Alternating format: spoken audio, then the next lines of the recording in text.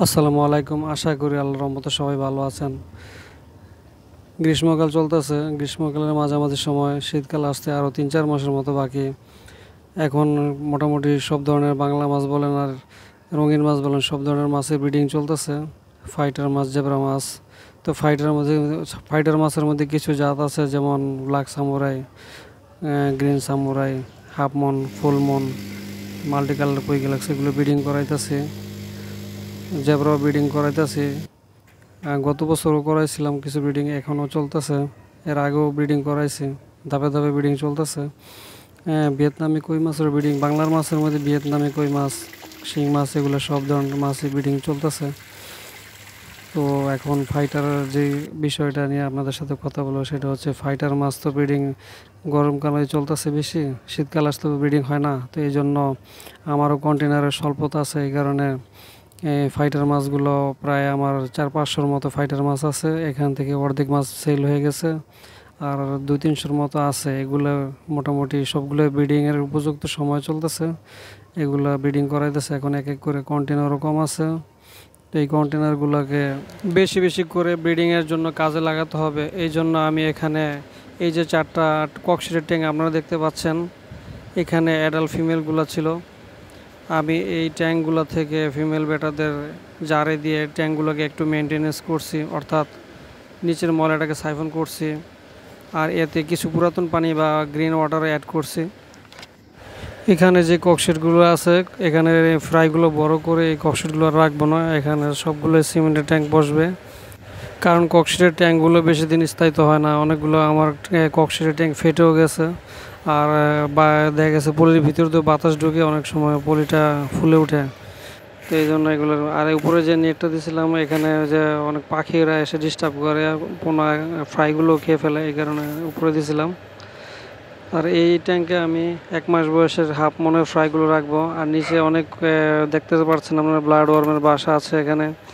আশা করি 1 সপ্তাহ এদের না খাবার না দিলেও চলবে, এরা এই ব্লাড ওয়ার্ম খেয়েই 1 সপ্তাহে চলে যাবে। শুধু এখানে ব্লাড ওয়ার্ম না, এখানে জু প্লাঙ্কটন আছে অনেক।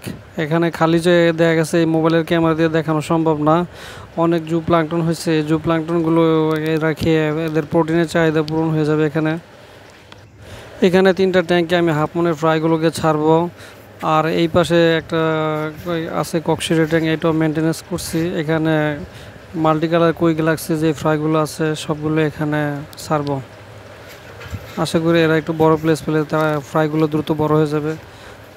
আর আমি এখানে কি কি ফ্রাইগুলো আছে আপনাদের, কোন কোন বলে কি কি ফ্রাই আছে এখন দেখাচ্ছি। এখানে দুটো ককশিটের যে ব্রিডিং বক্স দেখছেন আপনারা, এখানে সামুরাই আছে এই ককশিটের বক্সগুলোতে, আর বলগুলোর মধ্যে হাফ মনের ফ্রাই আছে। এখানে হাফ মনের ফ্রাই, আর এই কন্টেনারটি তো হাফ মনের ফ্রাই আছে। এদের বয়স প্রায় 1 সপ্তাহের মতো। এই বলো সুপার রেডের বাচ্চা আছে হাফ মনের, এদের বয়স 1 সপ্তাহ। আর এখানে কিছু ফ্রাই আছে। এখন যে বিষয়টা জানার প্রয়োজন, এখানে এই আমি যে কন্টেনারে যে ফ্রাইগুলো 1 সপ্তাহ বয়সের ফ্রাইগুলো রাখছি, আর যেখানে এই কন্টেনারে তো ছাড়বো, এই জন্য এখানে এই কন্টেনার আর এই বক্সের যে ট্যাঙ্কের আর কন্টেনার যে বক্সের যে পানির তাপমাত্রা, দুটো অ্যাডজাস্ট করার জন্য সকালে আমি এখানে রাখবো আর বিকালে ছাড়বো। মানে 3-4 ঘন্টা এখানে রেখে পানির তাপমাত্রা ঠিক রেখে তারপর ছাড়বো। যেহেতু এত ছোট ফ্রাই, এদের পানির তাপমাত্রা ঠিক না করে ছাড়লে দেখা গেছে ফ্রাইগুলো মারা যেতে পারে। এই জন্য আমি এদের একটু সময় বেশি নিয়ে এদের অ্যাক্লিমেন্টেশন করে তারপর পানি আস্তে আস্তে ছাড়বো। ফিরে আসলাম বিকাল 4টার দিকে। এখন আকাশের রৌদ্র তাপমাত্রাটা অত বেশি নাই। ফ্রাইগুলো সবসময় বিকেলে ছাড়ার চেষ্টা করবো আমরা, কারণ বিকেলের দিকে বা সন্ধ্যার দিকে ফ্রাইগুলো ছাড়লে দেখা গেছে পানির তাপমাত্রাটা একটু মোটামুটি একটু ঠান্ডা থাকে। তো রৌদ্র দেখা গেছে দুপুর দিকে ছাড়লে দেখা গেছে ওই সময় অনেক তাপমাত্রা, পানিটাও গরম থাকে। তো এই জিনিসটা খেয়াল রাখতে হবে আমাদের। তো এখন আমি এই যে 1 মাস বয়সের যে ফ্রাইগুলো একটু বড় হয়েছে, এগুলাকে আমি এই জু প্লাঙ্কটন কিংবা ব্লাড ওয়ার্মের যে বাসায় এখন ছাড়বো। এখানে এরা খেয়ে এরা মোটামুটি তাড়াতাড়ি গ্রোথ হবে। এখানে যেগুলো দেখতে পাচ্ছেন সবগুলোই হাফ মনের ফ্রাই। এই হাফ মনের ফ্রাইগুলো 2-3 মাস বয়স হলে আপনাদের আবার আপডেট দেখাবো যে কী অবস্থায়, কত দূর কী রকম গ্রোথ হয়েছে। এগুলা কিংবা এগুলো টিকছে কিনা সবগুলি আপনাদের আপডেট দেখাবো। ভিডিওটা ভালো লাগলে লাইক দিবেন এবং চ্যানেল নতুন হয়ে থাকলে চ্যানেলটাকে সাবস্ক্রাইব করবেন।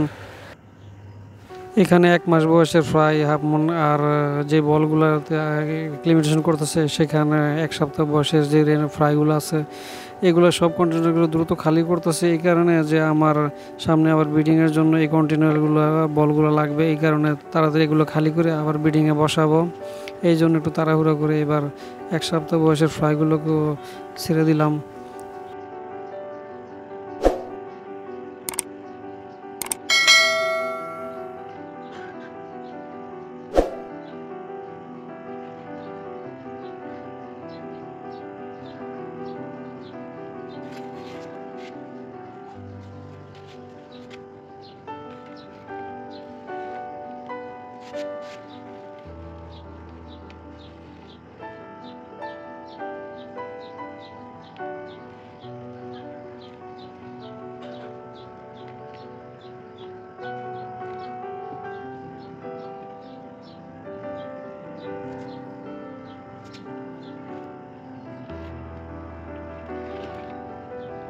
পরবর্তী ভিডিও দেখার আমন্ত্রণ জানিয়ে আজকের ভিডিও এখানে শেষ করছি। আল্লাহ হাফেজ।